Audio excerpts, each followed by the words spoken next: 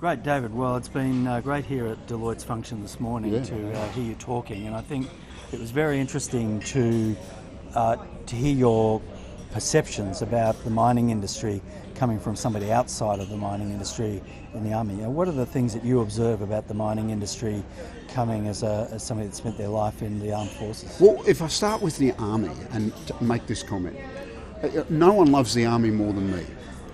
And I talk about the Army all the time. And when through our 37-year service, we always talked about ourselves. But we talked about ourselves almost exclusively to ourselves. It doesn't matter as much about what I think about the Army as you think about the Army. It's the same with the mining industry. The mining industry is fundamentally important to this country and has delivered much of the prosperity we enjoy today. But you can't just talk to yourselves about what you're doing and how you see your future. You've actually got to have that conversation with people like me outside of the mining industry, and more particularly my sons or their children, or the young women who are currently at school, who at the moment don't see themselves as part of the mining industry's future because none of the stories that you're talking to yourselves about actually have any resonance for them. Mm-hmm. And I think there's a role there in leadership, as you're talking about the need for leadership to drive the conversation. I agree, and I think that, not everyone agrees with the changes that were made to some aspects of the Army's culture during my time as chief, and that's fine. We're a democracy and people absolutely should have their views and be able to express them publicly.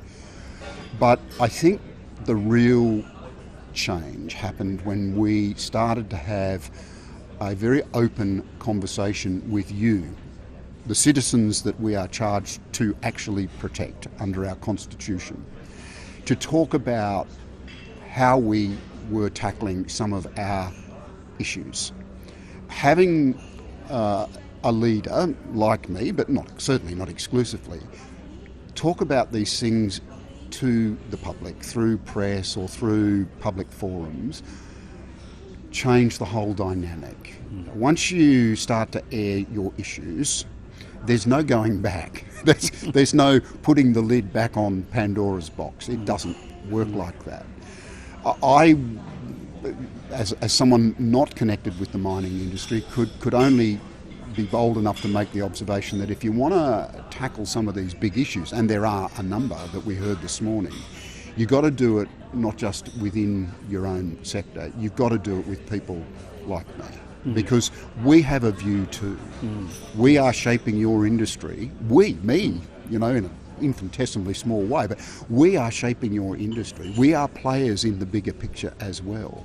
And so you need to be having a conversation with people like me. Yes.